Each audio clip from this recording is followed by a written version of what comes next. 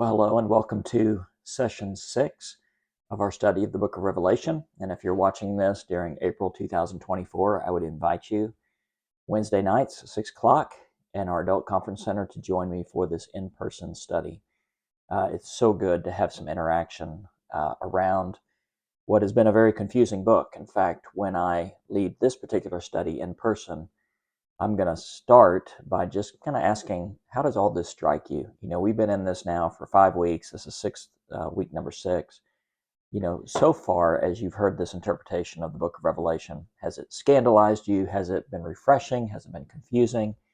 I think this is atypical for most Revelation studies, because what many interpretations do is they try to line up everything that's happening in the book of Revelation and look at it linearly, when I believe that the book of Revelation, if we're going to interpret it like first century Hebrew apocalyptic literature, it's not linear, it's layered. These are 7 visions, 7 different angles or way to view the end times. In other words, the book of Revelation is not a code to be cracked. It's a lens through which to view the times in which we live. It's not a code, it's a lens. Don't try to figure out all the elements. Just see the world this way. And so tonight, or whenever you're watching this, we're going to look at the the fourth vision, Revelation 14, 1 through 20. It's the shortest of the 7 visions, it's right in the middle. And I just want to do a quick review because I think there's a pattern here. Not only are all the visions a way of seeing time, but collectively the visions kind of take on different compartments. Visions 1 and 2. This is the tribulation. This is the impact that the tribulation will have on believers. And when I say tribulation, I'm not talking about some future time of trial. I'm talking about right now. This is the time in which we live. And so this is the impact of believers as they go through times of testing, trial, tribulation, the times in which we live. In other words, Christians will not be preserved from the tribulation. We will be preserved through the tribulation. As we go through difficult times, God's Spirit will provide for us. So that's visions 1 and 2.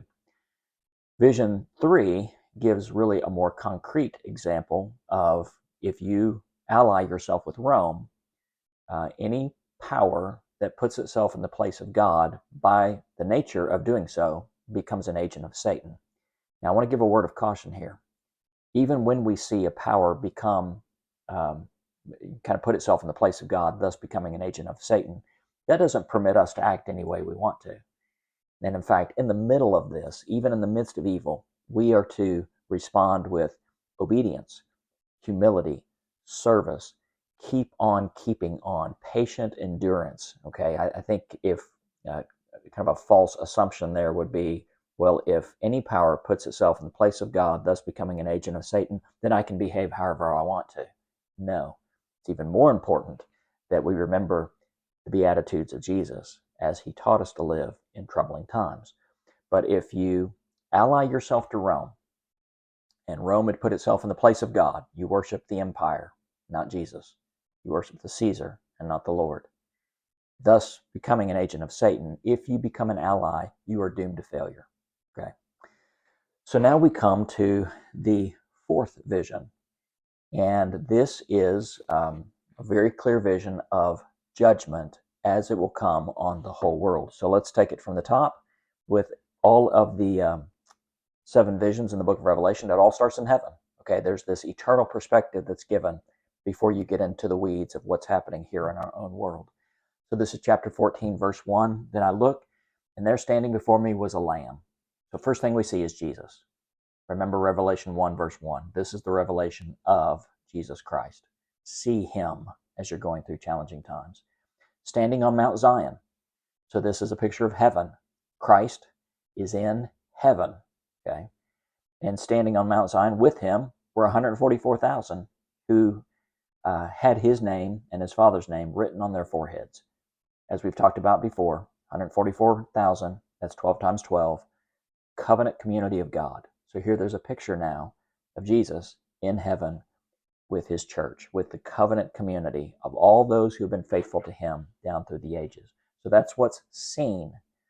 Now John hears something, and I heard a sound from heaven like the roar of rushing waters. I think my wife would enjoy hearing the sound of waves on a beach. You know, it's has this refreshing sound to it, like the loud peal of thunder. There's power. The sound I heard was like that of harpists playing their harps, and they sang a new song before the throne and before the living creatures and the elders. No one could learn the song except the 144,000 who had been redeemed from the earth. So we'll go on to read more of a description here in just a moment, but he sees something. He sees the Lamb in heaven with his church. He also hears something. He hears the sound of a song that's strong. Okay, I think when Christians feel at their weakest, they're actually their strongest. It's melodious. It has harmony to it. It sounds so good and so refreshing. So this is, again, a picture of encouragement before you get into the challenges of the earth, that Christians are, by their nature, strong, and we are called to be bold, and there's harmony. But there's also a sense in which this song of salvation is exclusive. Only those who know the salvation of Christ know this song. And there's kind of a common belief that, in the end, everyone will go to heaven, everything will be fine. No, what we decide now about God has eternal consequences. And community, by its very definition, is exclusive. Now, we'll counterbalance that here in just a minute. I know exclusive is not a nice word in our culture right now, but only those who know Christ know the joy and the cadence and the melody of salvation and the harmony of living in right relationship with God. Okay, so all of this is going on. I think what John is communicating with us is when the world seems like chaos, there's actually harmony in heaven. When you feel weakest, there is actually strength that we do not yet fully understand. Verse 4, these are those, and this has caused a little confusion, who do not defile themselves with women, for they have remained virgins. They follow the Lamb wherever he goes. They were purchased from among mankind and offered as firstfruits to God and the Lamb. No lie was found in their mouths, and they are blameless. So again, this is a picture of the church. But what does it mean that they remained virgins? Well, oftentimes, spiritual infidelity, whether in the Older Testament it was worshiping idols, or here in this situation, worshiping Rome, worshiping the Caesar more than Christ, spiritual infidelity was compared to adultery. Okay, it's spiritual adultery. And you take the image of the church being the bride of Christ, and the ideal is that when a bride marries her husband, she is a pure virgin awaiting her wedding day. And so that's the same idea here, is that spiritually we are to maintain purity in worshiping only Jesus Christ and not committing spiritual adultery, and having a relationship and intimacy and a devotedness that we give to no other but just one. Okay, so now that's the picture of heaven. That's the image with this vision of here's what heaven looks like, the Lamb in heaven with the pure church around him. Now we get into the picture of earth and what judgment is going to look like. And as that pattern has prevailed, so we're going to see seven agents, okay, here. And I almost said angels. There's one exception. We'll see it as we go through, but there are 7 agents that announce judgment onto the world. Okay, and there's different elements here. So let's get into this. Verse 6. Then I saw another angel flying in midair. Here's angel number 1. And he had the eternal gospel to proclaim to those who live on the earth, to every nation, tribe, language, and people. And he said with a loud voice, fear God and give him glory, because the hour of judgment has come. Worship him and make the heavens, worship him who made the heavens, the earth, the sea, and springs of water. This is an image of gospel proclamation, that in the messiness of this world, we are to boldly and joyfully proclaim the gospel to all creation. This is Acts chapter 1, verse 8. Go to Jerusalem, Judea, Samaria, to the ends of the earth. Okay, so that's where, when we talk about the church, or talking about Christ followers being an exclusive committee, being an exclusive community, we are not a secret society. And that's a difference. Only those who know Christ know what it is to experience the joy of salvation. But we don't keep that a secret to ourselves.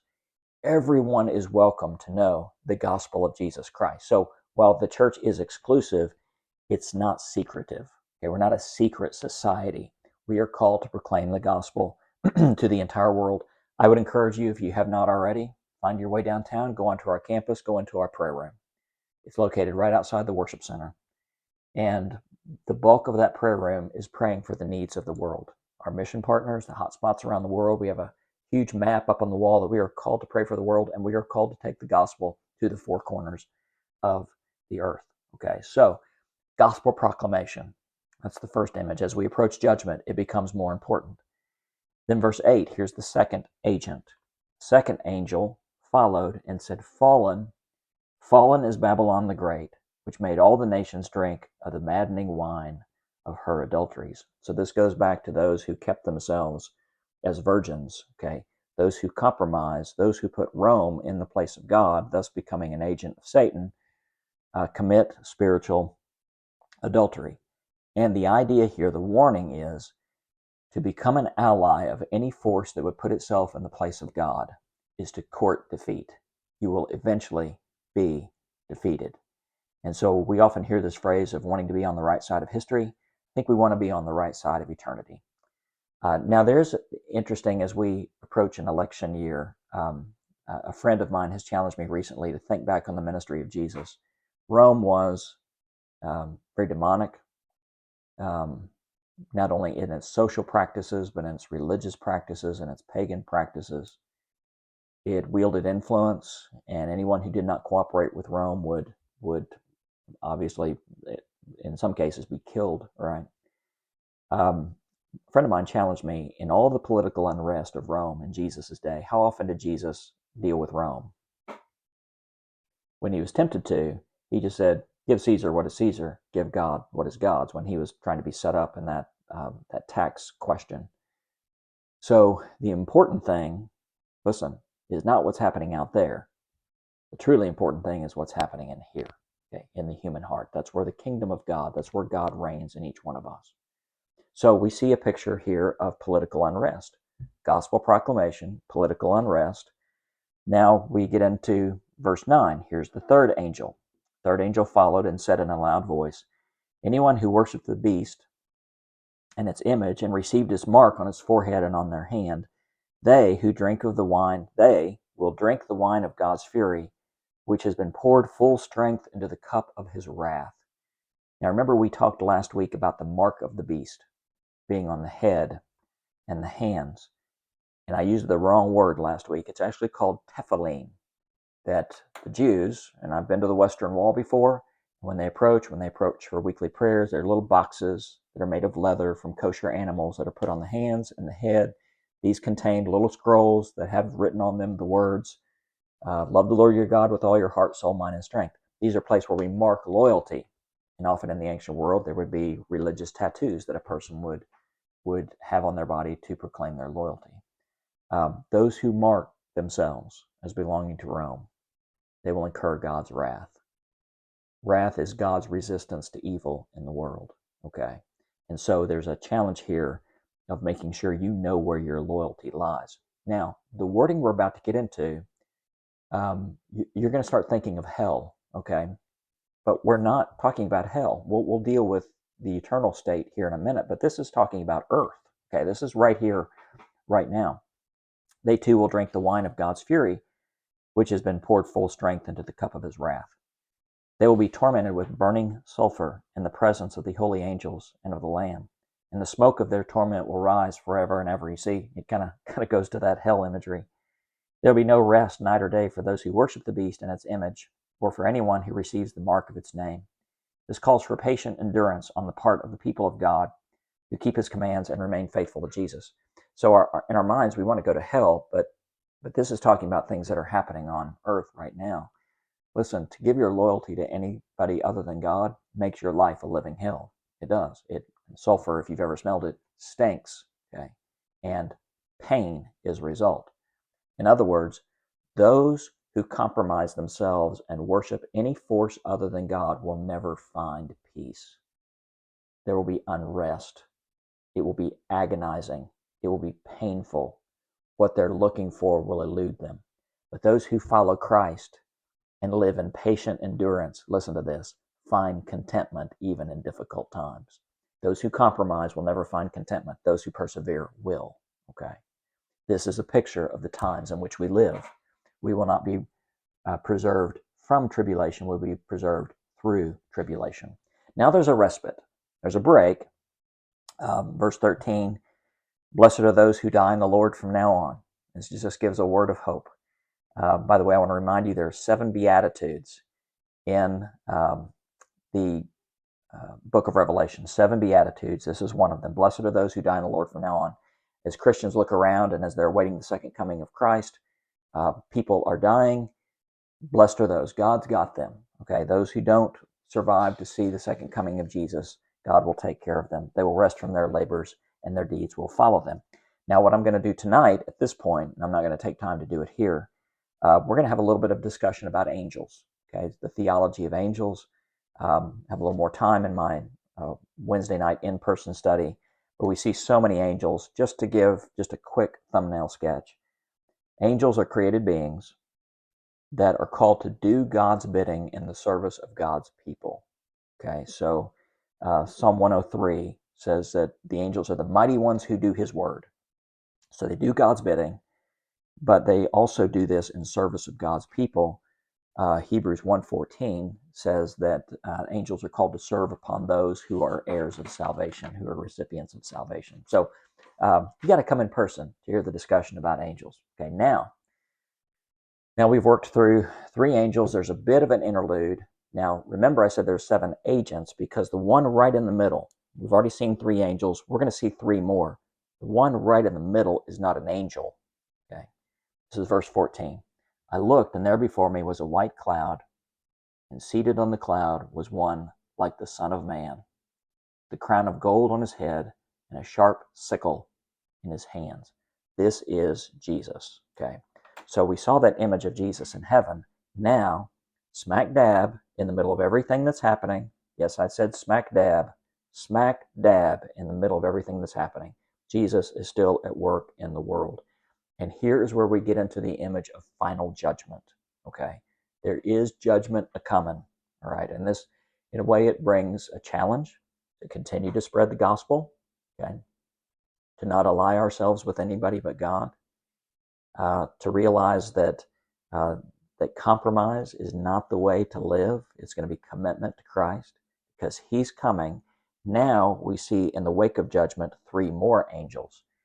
Then another angel came out of the temple and called in a loud voice who was sitting on the cloud, take your sickle and reap, because the time to reap has come, for the harvest of the earth is ripe. He was seated on the cloud, swung his sickle over the earth, and it was harvested. This is a picture of the wheat harvest. Now, this is a positive picture of judgment here, and we'll get to another phrase here in just a moment, but this is the judgment of the righteous. And at the end of the season, the wheat sickle would be taken, the wheat would be cut down, and the grain would be stored away in the barn for safekeeping. Okay, this is a picture of the end of the season, the fruits of the harvest. So this is a very positive picture that for the righteous, there will be a day of judgment coming where we will be harvested and we will be taken safely to be in the presence of God. That grain harvest is the end of the season, safekeeping, storage, end of the year, end of times. And when we talk about the judgment, I should have said this before getting into this section. The return of Christ, the judgment of God is imminent.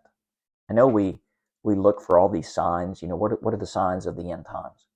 This is my belief. I don't think we have to be worried about all these signs. And there are signs that are pointing that the end is getting nearer and nearer all the time. But the only thing that prevents Jesus Christ from coming at any moment is the grace of God. That God's grace holds him back so that as many people as possible can hear the gospel of Jesus Christ. In fact, that's the only clue we're really given, that until the gospel goes to the ends of the earth. And even then, once it goes to the end of the earth, God may continue to tarry just to be gracious to people, as many people as possible to hear the gospel. So that's the judgment of the righteous. Now, starting in verse 17, is the judgment of the wicked. And where the judgment of the righteous was compared as a wheat harvest, now this judgment of the wicked is compared to the grape harvest, because what would happen to the grapes after harvesting? Instead of being stored, they would be crushed. Verse 17, another angel came out of the temple in heaven. He too had a sharp sickle. Still another angel, so notice this is angel 5 and 6, the 3 angels before the Son of Man, 3 angels afterwards. Still another angel who had charge of the fire came from the altar and called in a loud voice to him who had the sharp sickle. Take your sharp sickle, that's tough to say, and gather the clusters of grapes from the earth's vine, because its grapes are ripe. The angel swung his sickle on the earth, gathered its grapes, threw them into the great winepress of God's wrath. Remember, God's wrath is his resistance to evil in the world. They were trampled in the winepress outside the city, and the blood flowed over the press, rising as high as the horse's bridle for a distance of 1,600 stadia. We could get into what that 1,600 stadia means. It's either a communication of here's a lot, or maybe the numerical value here means something. 4 is the number of creation, times 4 is 16. So all of creation, the entire world, nobody is going to be exempt from the judgment of God if they have done evil and if they have resisted God. Okay. Here's a statement I want to read. I pulled from one of the commentaries that I'm reading and studying as we go through this. Here's what judgment says to us. Okay. Both the judgment of the righteous and the judgment of the wicked. The last judgment functions to underscore the seriousness with which human responsibility is taken. In other words, what we do with God, what we make of Christ, matters. Okay? It says that our choices have ultimate consequences. And I would say our choices have eternal consequences. So judgment is not God seeking revenge. It's God finally bringing justice to the world. And here's the last charge I'll give you as we finish this up. Last charge is this. We are called to live this day for that day. It's the best application I can give you. That, yeah, things are messy. We share the gospel. We keep our loyalties pure, because judgment will come. Christ will come, and what we have done and what we have done with him will make all the difference about how and where and with whom we spend eternity. So my encouragement to you is simply this. Live this day for that day. All right, next Thursday night, we'll be together again. You can watch these anytime on our YouTube channel, on our Facebook feed. But next Thursday night, did I say Tuesday? Next Thursday night, 7 o'clock, the next Bible study will drop. God bless you. I'll see you soon.